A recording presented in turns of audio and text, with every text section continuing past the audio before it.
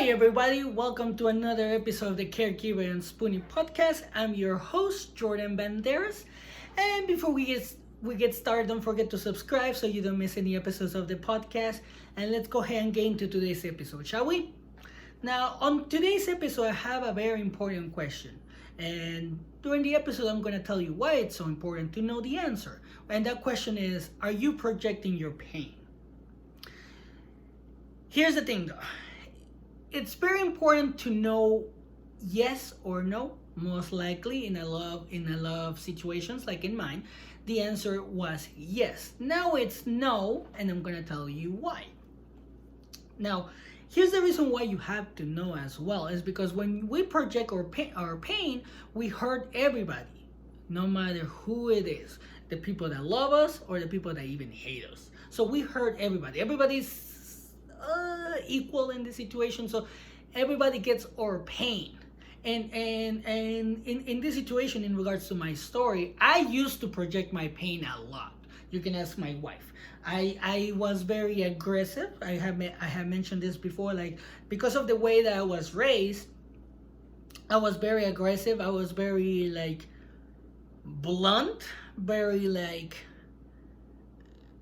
outspoken, but I was doing it in a way to be more like I'm gonna hurt you. So I did that to my wife. I did that to friends. I did that to a lot of people. So I know I hurt people in the past, but that's because I was just projecting my pain. And I'm not saying it was okay. It's just that I didn't know that I was projecting my pain. And there's a lot of people that actually are doing the same thing and they don't even know it. I've seen it where people like start yelling at somebody just because they asked them if they were okay. That's just like pain projection. You're projecting your pain. You don't want to talk about your pain. So when somebody asks you if you're okay and you snap, it's because you're in pain and you don't want to talk about it.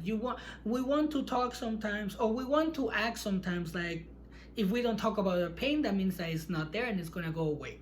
Well, guess what? Unfortunately, that's not how it works. It will never work out like that. That's pretty much how I tried it. I tried to keep my pain inside, but it seeps through on the outside. Like you're gonna start projecting it no matter what.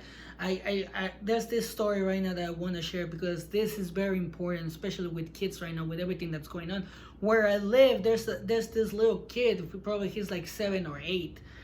He was so nice. Like he will always say like, hi, how are you? You know, oh, your dogs look so cute.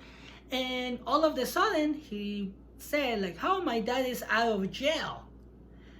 And I have noticed how during this time that his dad is out of jail, he has changed a lot. Like you can see it in his face, like he's angry. Like that wasn't him before. Like he's angry. Like I saw him yesterday actually, and that's why I was like, you know what, I'm gonna use this as an example. Like the kid is angry. Like he was holding his dog, and the kid asked him like, is that a dog? And the kid reacted like in such a way that was like, holy crap, like that kid is angry. And then the kid looked at me, and he looked at me like with this anger in his eyes. And the reason why I said like it was anger is because I've seen that face in myself.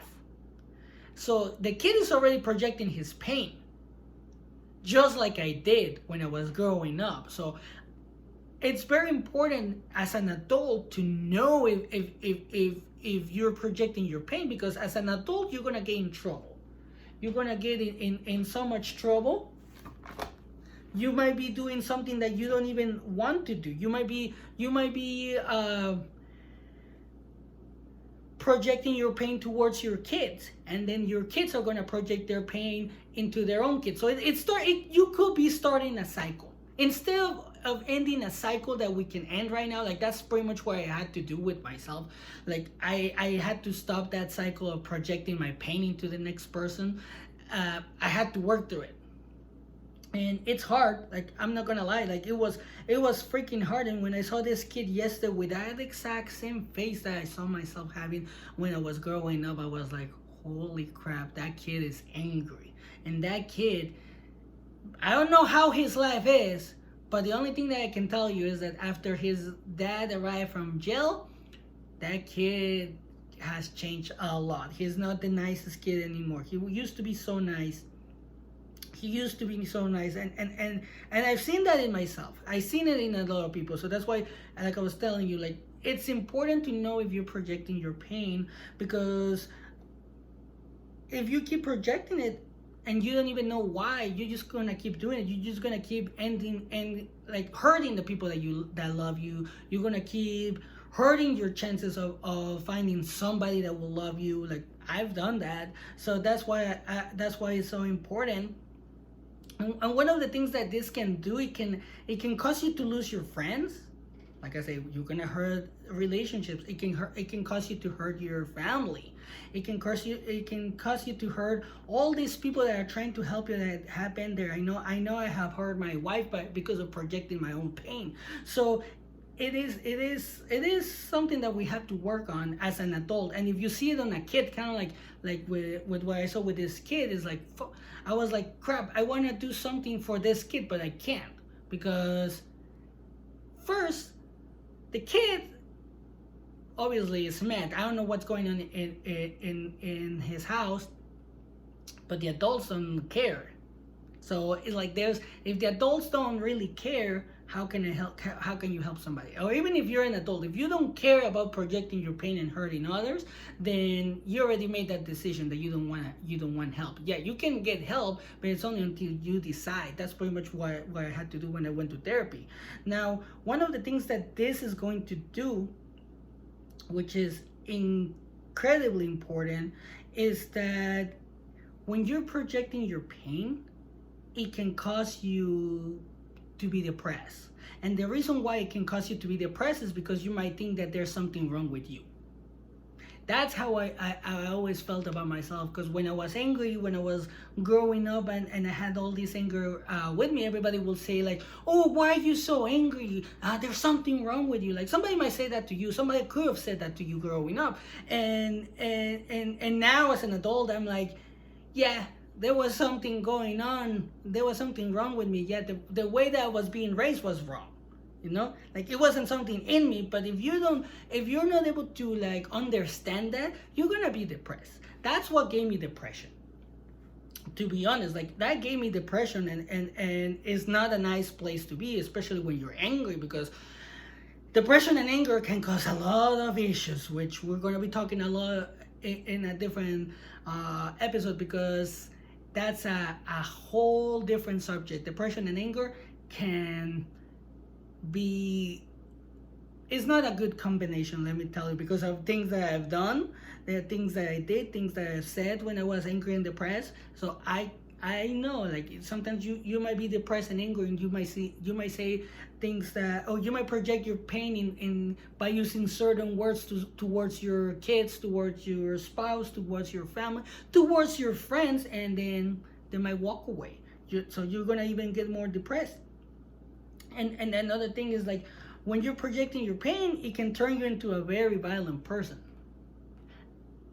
And I say this because now that I'm looking at myself from a different perspective, is like, that could have been me. One of the things that I did, or that I said growing up, and obviously that has changed, because of how angry I was. I was like, you know what? I can project this pain in such a way that I can become, because of the music that I was listening to and things that I was listening to or paying attention to, I was like, you know what? I can join a cartel and be like a hitman. That's pretty much one of the things that I said. And it is very important to understand that when you grow up in a violent situation and you're projecting your pain and you don't work on it, you're gonna become violent. Like, violence literally becomes a part of you. I always thought that violence was a part of me. And it's very important to understand this, because sometimes you might be with a person that is extremely violent and you don't understand why, but you have to see it from a completely different perspective. It's like, oh my gosh, what could have happened to this person when they were growing up? Like, not a lot of people understand that the reason why I was so angry at the time, when I was extremely angry, was because of the way that I was raised. everything that I saw growing up, everything that happened to me, like getting beat up by my mom, by my brother, getting used by my own family, taken advantage by my own family. Like that makes you angry. And here's the most important thing about this, and this is one of the things that I want you to understand. And this didn't happen to me, but I know people that have that have gone this route when they're projecting their pain, because you feel like you're that there's something wrong with you. You're trying to escape that reality, and unfortunately sometimes when you try to escape that reality, that can lead to addiction. I know people that have been addicts for heroin, marijuana, like all these like hardcore drugs. And I'm not saying, when I say hardcore drugs, I'm not referring to marijuana, because it's not really a hardcore drug, at least to me. I don't know about you, but that's just my opinion about it. I have made an episode about this, so by now you should know my what my stand is in regards to that. But what I'm saying in this situation is, like, when I talk to people, like, okay, what made you decide to inject yourself with heroin? Let's get real in this situation. And people have said to me, like, I just wanted to escape my life. I just wanted to escape my anger. I just don't want to feel angry. I just don't want to feel sad. They feel a certain way. They're projecting something. They're projecting sadness. They're projecting anger. And especially when you project your anger and you don't want to project it towards the wrong people, but you don't know how to stop, you might take that as an escape. You might take addiction as an escape that will literally calm you down, like with all these drugs that might make you sleepy or control your anxiety. So it can lead to addiction if you're projecting something. In this situation, particularly anger, because that's something that I've seen with friends of mine, and that's one of the things that I could have done for myself. And when I say that I could have done for myself, I never done it. I never done drugs, but I was thinking about it so many times where I was like, I don't want to feel like this. And then I read in the newspaper, like, oh, this, or friends talk to me about it, like, you know what, if you do this drug, you might feel a different way. But I was like, that's not gonna help me, because the effect will go away, and besides, I don't want to die. That's one of the things that I was afraid of when I was growing up, trying drugs and dying, which it obviously can happen as well when you're an adult.